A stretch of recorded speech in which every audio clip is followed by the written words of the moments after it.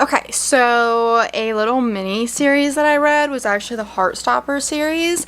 I thought these were so cute because they are actually just little comics, and I wanted to read it because I want to watch the Netflix show. I watched the first episode or two, and I love the concept because the books are so feel good and so cute, and then the show just has so much room to incorporate so many different things, given that this is just simply a comic and it goes by really quick. There, I believe, are 4 volumes. I read the first 2 in one morning. Haven't gotten around to reading the 3rd one yet, and then I just need to buy the 4th one after that. But yeah, I would definitely recommend it. I believe I just gave them 4 stars because I'm really picky with giving out 5 stars, but this one is really, really cute. If you just want something feel good and obviously like more young adult style or whatever, definitely check these out. Okay, so the next book that I read, I actually did read on an audiobook, but I did also get the actual copy. It's Pride and Prejudice. I have not read classics very well. When I was in elementary school and middle school, my grandma would actually either read the books for me or she had already read them and would just tell me them, and also SparkNotes was my best friend. As much as I've always loved reading, I'm very picky with reading, so as a kid I was not interested in that type of stuff. And I'm not gonna lie, this was a challenge for me to finish. I loved the concept of it. I loved the time era of it. I loved a lot of things about it. It's a hard book to get through for me, and I kind of found myself getting bored and then also just confused with how many characters there were. That's just something that's hard for me to like put together, especially in an audiobook. I think maybe if I had been able to actually sit down and read this, would have been somewhat different, but I did give it, I believe, just 3 stars. It was like, definitely would recommend. I think everyone should read this at least once in their life. It was really sad that it didn't like do to me like what it did to Hardin and Tessa, you know. But maybe I'll reread it and give it another try, and then maybe I can find my Hardin and we can have Elizabeth Bennet and Darcy arguments, because isn't that just the dream? Am I right, ladies? Next up, finally, this is not a fiction. Everything else this summer was. As you can tell, I'm a fiction reader. This one's actually a memoir, and it is Everything I Know About Love by Dolly Alderton. I really enjoyed this book. I also did this as an audiobook because I love listening to memoir audiobooks of the authors themselves reading it.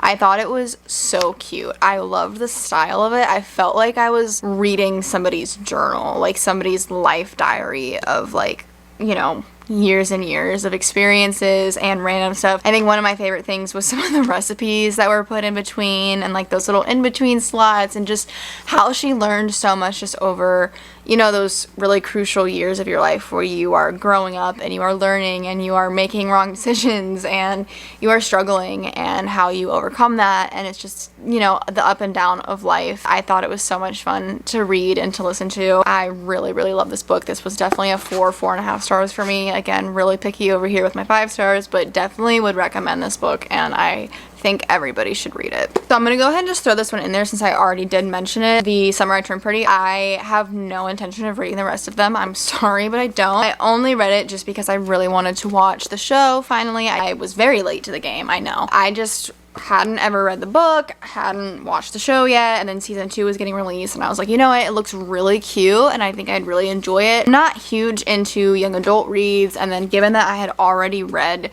so many summer books just like this one, just finished it in like a day or 2 because I was like, I just want to get it over with and then watch the show and be done with it. I love the show. I will say it is very different from the book. I don't know exactly, since I haven't read the entire series, if maybe they connect some of the other books in it or not. I don't know. I did enjoy the book. It's not bad. I think I would have enjoyed it a lot more when I was like 13. Very cute, and I adore the show. I finished the show very quickly. Definitely would recommend reading or watching the show. Alright, so next I actually reread Normal People. I have read this before. I reread it to annotate for my best friend for her birthday, and so that obviously meant I had to reread it. This is obviously not the copy that I gave her. I actually loved it so much annotating this book that I want to make my own copy, like use this one and like deck it out just like I did for her, because I almost didn't want to give it to her. Just loved it so much. This is one of my absolute favorite books and TV series. I think everyone should read the book and watch the series. I think they did a phenomenal job creating the story in the show. To me, the show is witnessing what it looks like on the outside, what's happening, and the book is reading their minds. In the show, it's like you're like, why are they doing that? Like, you're not understanding why they're deciding to make the choices that they are. But then in the book, you kind of learn a little bit more about the characters themselves and like their internal thoughts, which is obviously hard to be able to portray in a TV show and or movie. So I think both of them are just, Connell and Marianne will always have my heart. I just love them so much. It's like one of those books that I see in the store and I just want to grab it and hug it. So please, everybody should read this. I know there's no quotation marks. I know. Suck it the fuck up. You're fine. Okay, so the next one that is on my list here is It Happened One Summer by Tessa Bailey. This was my first book by Tessa that I read. I really did enjoy it. Again, it was very similar in that small town summer romance trope. I think I kind of overdid myself this summer with that. However, I just have never really dived deep into the realm of summer romances, and I was like, hell yeah, this is my year. Like, I'm gonna do this. But I did find myself regretting it, and I found myself kind of doing it just to read it rather than doing it out of enjoyment. However, I feel like it is kind of hard to, even if you're forcing yourself to read a book, you kind of end up getting into it whether you want to or not. And this one I really loved. I love the main guy. I love him so much. I definitely added him to my list of book boyfriends. It's really cute. They're total opposites. It's opposites attract. Enemies to lovers, basically. You got this girl from LA who's like a social media influencer who needs to be so humbled. And then you have this lovely man. I believe this is based in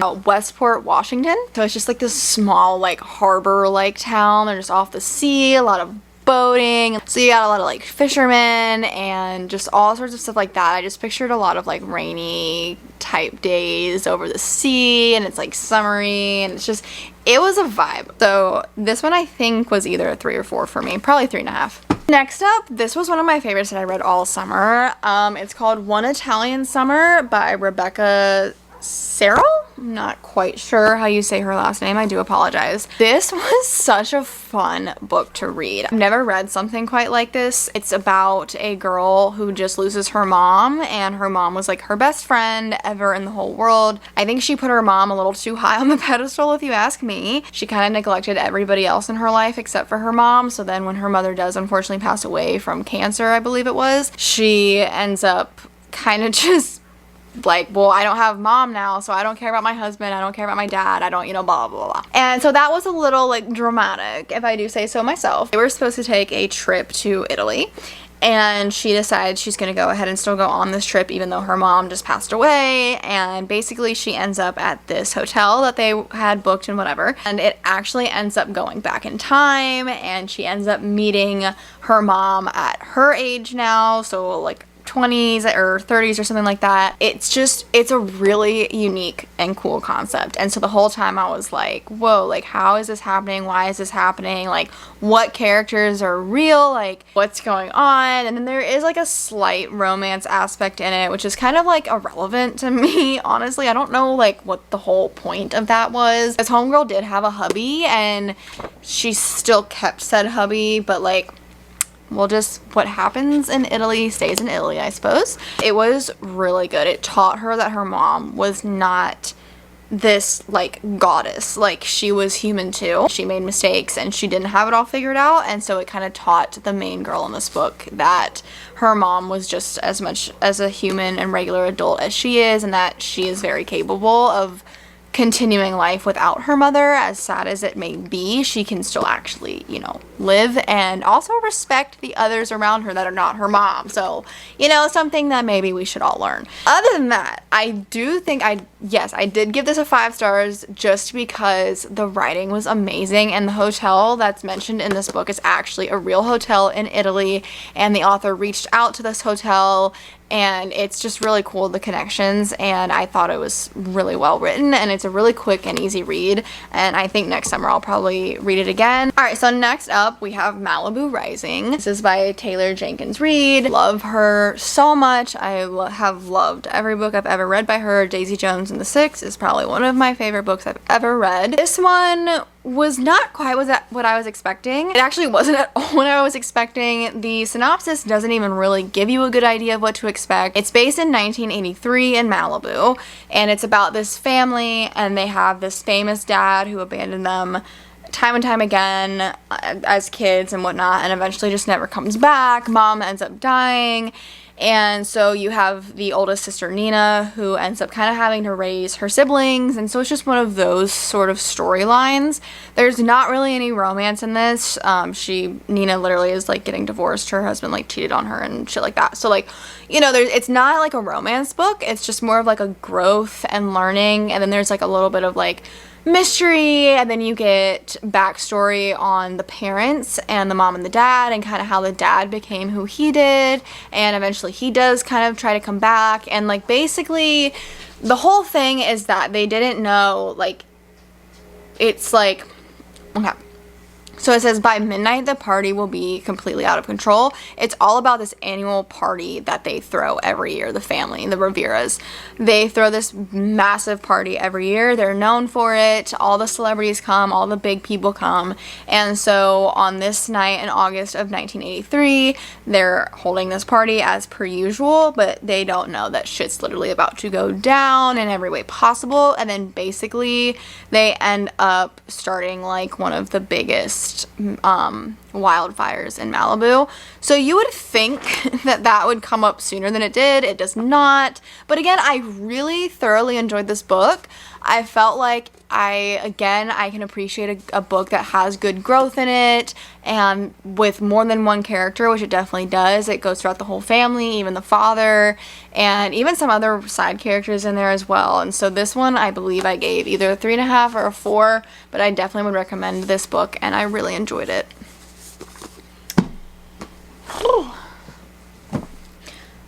Alright, thank God we're almost done. But here's to the book that, well, I was almost going to say here's to the book that broke me this summer, but we have not gotten there yet.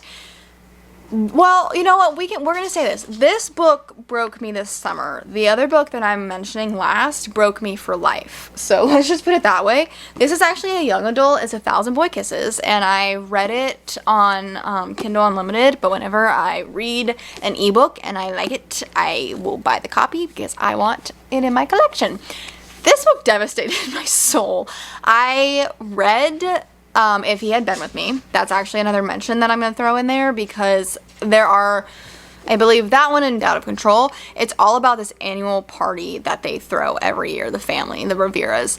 They throw this massive party every year. They're known for it. All the celebrities come, all the big people come. So on this night in August of 1983, they're holding this party as per usual, but they don't know that shit's literally about to go down in every way possible. And it's about this family, and they have this famous dad who abandoned them time and time again as kids and whatnot, and eventually just never comes back. Mom ends up dying. So you have the oldest sister, Nina, who ends up kind of having to raise her siblings. And so it's just one of those sort of storylines. Basically, they end up starting like one of the biggest wildfires in Malibu. So you would think that would come up sooner than it did. It does not. But again, I really thoroughly enjoyed this book. I felt like I can appreciate a book that has good growth in it. This one, I believe I gave either a 3.5 or a 4. Definitely would recommend this book, and I really enjoyed it.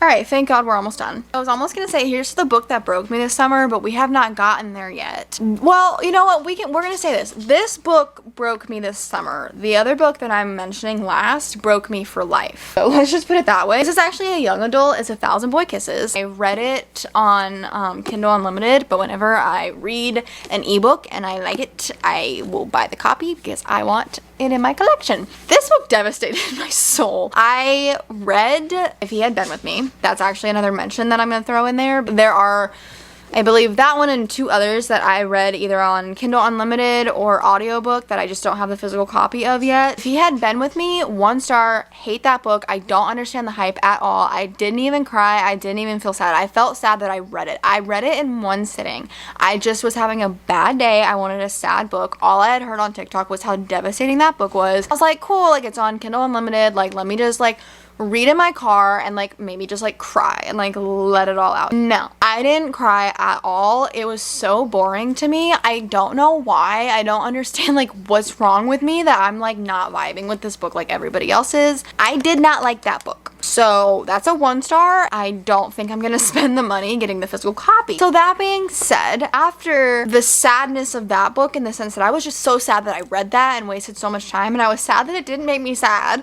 I texted one of my book besties. She told me to read 1,000 Boy Kisses. Have I forgiven her for this book? No, I have not. This book crushed my soul. It's just another young adult, and it kind of gives me a Walk to Remember vibes. I actually watched A Walk to Remember shortly after reading this book. And so that's sort of the concept. You just have sort of like enemies to lovers, but they're never really enemies. They don't love each other right off the bat, but they meet at a really young age. They fall in love at a pretty young age as well. So I would say it's more friends to lovers, and then there's a breakup, there's a time gap, and she gets sick, and basically it goes from there. And I tell you, like, I have really never cried at a book like I cried at this one. I gave it, I believe, a 4 stars. It's definitely very young adult written, but just some of the things that were said in this book and the love that he had for her, and it was just, oh my gosh, it was so fucking sad. I don't know why. I don't know if it was just because I was having a sad week and I needed a good cry. This gave me that good cry. Yeah, I would recommend that book, and she's actually making another one. And I'm like, I can't imagine it can be as sad. Like, I really don't see how it could be as sad, because like she can't follow the same trope, but like I'm concerned what she could do to me. And I'm absolutely gonna read it because it's a hockey trope, and I love that. I love hockey and figure skating tropes. So I'm gonna have to read it, and I'm scared for my well-being. Next up, we have Twisted Games. I read Twisted Love earlier this year, and I freaking loved that book so much. Alex is another boyfriend. Now we have Reese. He is everybody's favorite, and I can totally see why. However, again, I am a morally gray girly, okay? I would pick Alex over Reese. I'm so sorry. I don't know why. I'm just a little fucked in the head, but this book was great. I love the feminine aspects of it, and sort of like the girl boss energy that comes into play. I love the like fictional English town. Like, I think that's adorable with like castles and all that shit. Like, it's really cute. I really like it. Bridget was definitely one of my favorite friends from the first book, so I was like really excited to read her story. This was really cute. The spice was spicin'. Really appreciated the spice in this book. I will say that was 10 out of 10. I believe I gave this book a 4 stars. Twisted Love, I did give a 5 star. Don't hate me for that. I know, but I loved it so much. And then this one was a 4. I have not finished the series yet. This was the last book in the series that I read. I do already own the other 2, so I do plan on reading them soon. But yeah, this one was very good, and I would recommend. So a book that I read basically throughout the whole summer was on an audiobook. Really, for me and audiobooks, we don't like really love each other very much, but when I'm getting ready, like putting on makeup, or if I'm cooking, sometimes cleaning, I will put on an audiobook. I found that I really like fantasy audiobooks. I'm very picky with audiobooks in the sense of like who's narrating the book, okay? I wanted to read The Fourth Wing on an audiobook, and I could not get past the narrator's voice, so now I'm forced to have to like read the book, which is fine, but again, I just prefer fantasy on audiobooks. All of that being said, I decided this summer I was gonna start this. Alright, we all know about this book. We all know about this series. We all know. We've all heard of it. You can't say you haven't. You've heard of it in one way or another. I loved this shit. I couldn't believe it. I was like, I'm over here hating on fantasy. It's not my thing. Like, blah, blah, blah. I ended up doing the graphic audio version on Audible. Audiobooks are rather long. This one wasn't too bad. The second one that I also just finished, which is A Court of Mist and Theory, I don't have that yet because Amazon actually has the entire series on sale for like $50, so that is in my cart and will be in my mailbox very soon. This one and A Court of Mist and Theory. A Court of Mist and Theory, there's no beating A Court of Mist and Theory. That one I know will be my favorite book of the entire series. There's no way it's not going to be. I have already started the third one. Please, please, please read these books. This one, 4.5. Mist and Theory, definitely 5. And finally, on to our final 3 books before this video is the length of my entire life. Okay, I'm gonna start off with Where the Crawdads Sing. I know I'm late to the game. I know, okay? I have watched the movie religiously. So I love the movie so much, and I was like, I know I'm gonna love the book. So I decided to read it. I do love the book just as much. I think that both the book and the movie were portrayed very well. Actually, for once, possibly ever, kind of prefer the way that they did it in the movie because I liked the past present type of vibe. That's usually something that piques my interest because, you know, ADHD. But what I really liked about this was that it, like, both the book and the movie were very accurate to each other. There wasn't too much. This one just added more, you know, stuff that you don't think about, like Kaya getting like her first period. Like, you didn't think about that in the movie. Like, how did she deal with that, you know? And it also shows like more, if you know anything about the book, like the couple that kind of takes her, and just the extra stuff with Tate, you know, I thought that was very interesting. So I thought it was all phenomenally written, and I thought that they did so well with the movie, and so I highly recommend both. This is absolutely a 5-star read for me. As you can see, I annotated a lot in this book. I really loved Kaya, and I resonate a lot with her and her love for nature and her lack of trust for people, especially men.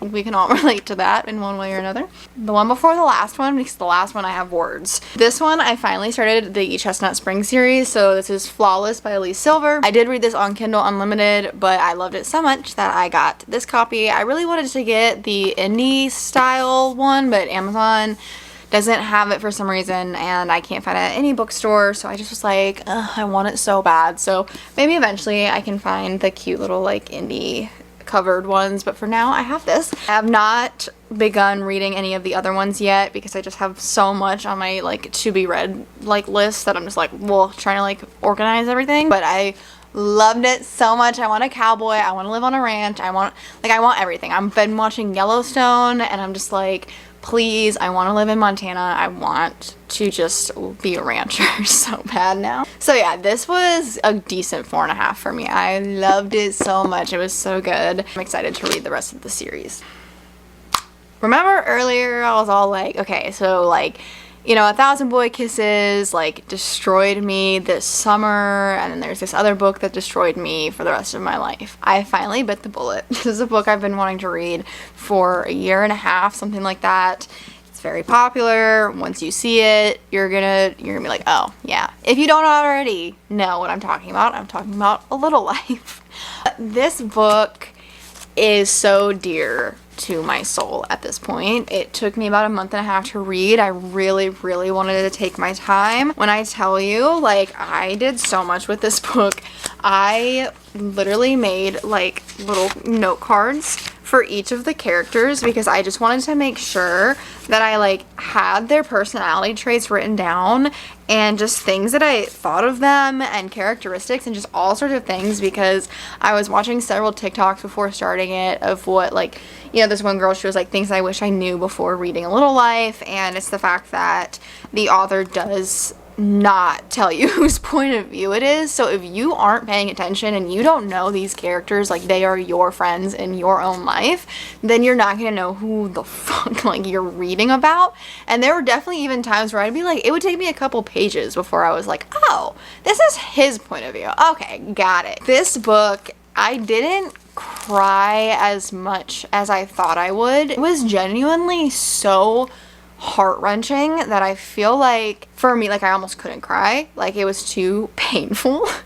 I'm like, I say this and then I feel like people are like, why the hell would you want to read that book? I think that even though this book is devastating, I think it is beautiful. I think everything about it is beautifully written. I think it's very, very realistic. I think it's like life, no matter what you do, sometimes there aren't always happy endings, but that doesn't mean that you can't have happiness throughout your life, whether you have a happy ending or not. And I think the author really wanted to portray the fact that happiness can still exist no matter how much trauma or hardship or anything a person might have gone through or still continues to go through, happiness can still come. I think that's really like something that I think people should really take from this book. And also just caring for others is so important, and that was just one of my favorite things about Jude, is it didn't matter how hurt he was by others his entire life. I mean, even by his own parents. And so, you know, that didn't matter to him. He was still the kindest soul. Just didn't want anybody else to hurt. And I think I resonate a lot with that and my own mental health struggles, things that I've been through. And despite it all, like, I could cry my whole way to a store, get into the store and smile at everybody that I see and be so kind to everybody that I see. And I don't really know why I do that, and I don't think Jude knew why he did that either. Just something that shows no matter what you come from, it's not an excuse to be a bad person too. Jude will have my heart forever, and I think eventually I would love to make like a whole video on this book. But I mean, the way that the book wraps up, I think it wrapped up beautifully. I think that's where everything, like, you know, sometimes, I mean, it's a huge book. It's like almost, is it 900? It's 800 some pages. You know, you kind of question, like, what does any of this have to do with anything? But, like, trust me, like, just read it. Just push through and take in as much information as you can, because it does matter in the end, and it wraps up as a whole in the end. And I think that's where, like, it really hits hard. Don't get me wrong, even though I didn't cry throughout the whole book like I thought I did, the amount of crying I did at the end was another level of pain. And I think of Jude every day and the other characters, and I think of this book every day, and I see it in the bookstore and I literally hug it, and it takes me about 5 minutes before I put it down. So this book will stay with me forever, and I want to read more like it. I think it's beautiful, and I think even heartbreak can be beautiful sometimes, and sadness can also be beautiful. That being said, those are all the books that I read from June through September, or at least all of the ones that I can remember and think of.